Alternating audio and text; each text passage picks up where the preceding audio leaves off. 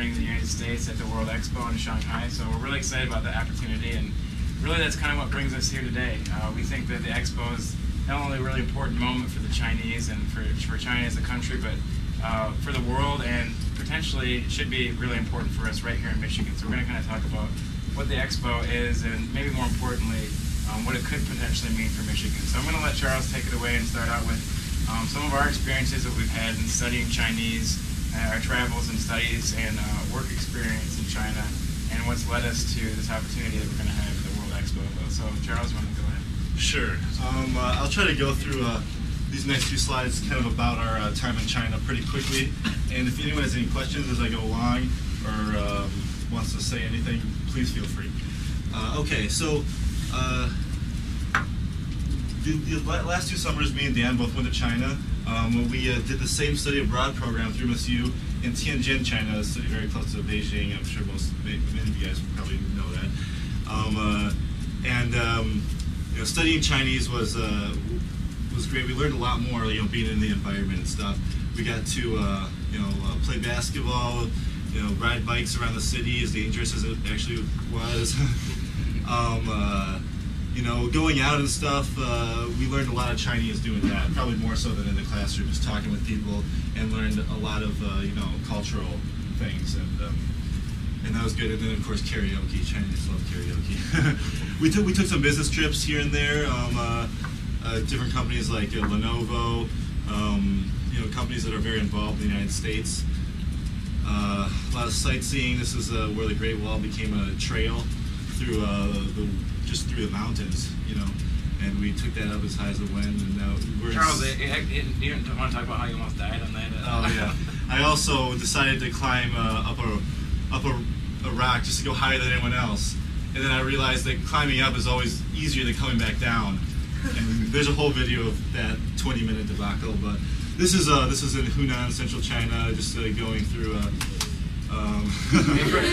Yeah, actually, if you see places, how many people are from Shanghai? Okay, nobody's from Shanghai. Okay, it's fine. Are you from Hunan? Yeah. Okay, yeah, we were in Zhangjia. I'm Dr. Liu too. Oh, great. All right. Yeah, we're in Zhangjia, Phoenix City. I'm not sure how to say that in Chinese. Do you know the Avatar movie? Oh, okay. The Avatar movie? Yeah, Avatar was. The scenery, they took the picture in the mountains, Oh, really? from there, and incorporated in the movie. I heard it was also based on Huangshan. I'm not sure. No, Huangshan. Oh, no. Okay. 张家界. Okay. All right. I've been to Huangshan also. Huangshan's nice too. In the summer of 2009, Dan studied again in Shanghai, and I interned in Qingdao, China, which is absolutely beautiful. I love the city. I did an internship in International Trade Office. A lot of time at the beaches.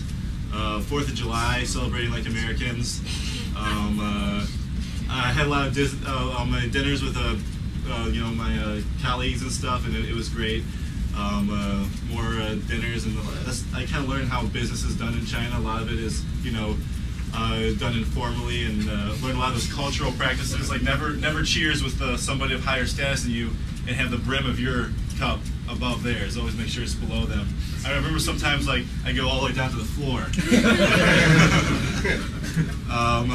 But I think the thing that really brings me and Dan back to China, and what we remember the most, is the people, the interactions we had with the people, and that was really the greatest experiences, and why we want to go back, and why we think it's so important that this connection is there. Just really quickly, you know, in the 3 times I've been to China 4 times in the last decade. I went as early as when I was in 8th grade in like the year 2000, and every single time I go, the main thing I see is just tremendous change. We talk about change all the time in the United States, but it's really there in China. Every time I go, it's almost unrecognizable how many new skyscrapers Shanghai has.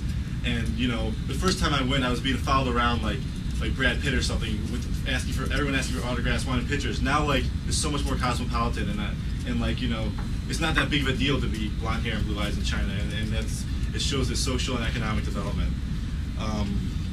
You know, the people of China are great. I don't want to sound cliched. You know, there's been a lot of troubling times in interacting with people, bureaucrats, and all that stuff.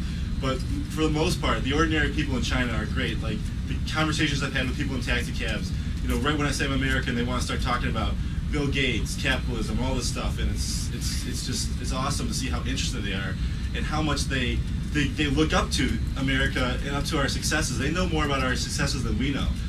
Bill Gates would probably have more trouble walking around Shanghai than any city in America because everyone would recognize him in China. And it was really, really interesting to see how interested they were in that.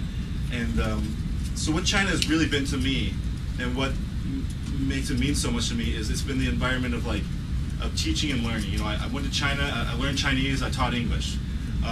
During my internship, I learned about Chinese trade practices and the regulatory system there, and I taught them about the American trade practices and the political forecasts. And I wish I had better news for them because they hired me as an intern because they wanted to kind of penetrate the American markets and stuff. So part of my job was teaching them about that, and that's basically, there's so much to learn about them and to teach them. And I think the problem is, what I've noticed is they're so interested in us and they're learning from us, and the problem is we're refusing to learn from them. And they're looking to all of our successes, and they're trying to make and trying to use those successes, but they also see our failures and they try to avert those. And we need to start learning from them just like they're learning from us. And I think that's a good transition to what we're doing this summer. So take it away. Okay. So thanks, Charles. So Charles got you kind of spit up on what has led us to this awesome opportunity to take what we've learned in our studies of China and our travels in China, and to represent the United States in a very global setting in Shanghai at the World Expo.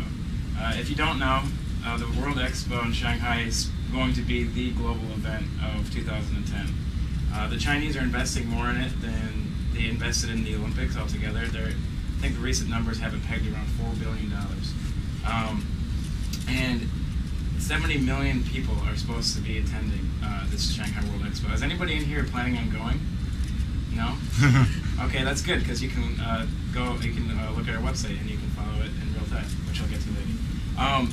So as you can see, there's a lot of involvement already on a global stage. Coca-Cola, you see there, Coca-Cola, and then you have State Grid in China. You have IBM, which is increasingly the global company. Really doesn't have a headquarters in any particular country.